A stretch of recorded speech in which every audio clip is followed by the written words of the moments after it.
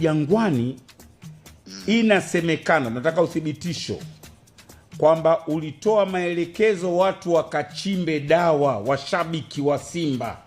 Kwanza unasemaje juu ya ile kauli? Uliisema, na kama uliisema ulimaanisha nini? Lengo kubwa lilikuwa ni kuambia watani wetu wamekuwa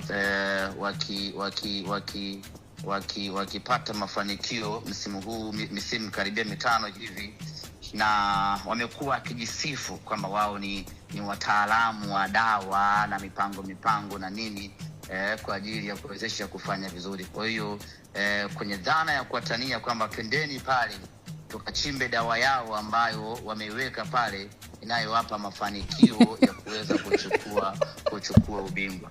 Na bila shaka mashabiki wa Simba wakafika pale wakachimba dawa ambayo tunaamini inawapa nguvu watani wetu ya kuchukua ubingwa, na tumesha wanyongonyesha. Baada ya hapo, kifuatacho matokeo ya dawa iliyochimbwa jana, kufukuliwa jana pale, utaona kuanzia msimu unaokuja, utaona namna ambavyo watakuwa wamepoteana kiwanjani, kwa sababu nguvu yao ambayo walikuwa wakiitegemea, dawa zao walizokuwa wakizitegemea, tumezifukua jana. Kwa hiyo hukumaanisha kuchimba dawa ya kujisaidia?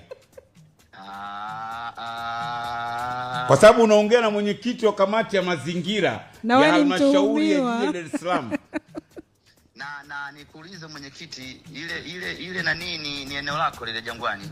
Mimi Dar es Salaam nzima ndo mwenyekiti wa kamati ya mipango miji na mazingira, lakini kata ya Jangwani ni kata, Simba ndio mko Kariakoo, ile ni kata ya Jangwani. Mmechimba dawa kwenye jiji la Dar es Salaam. Sasa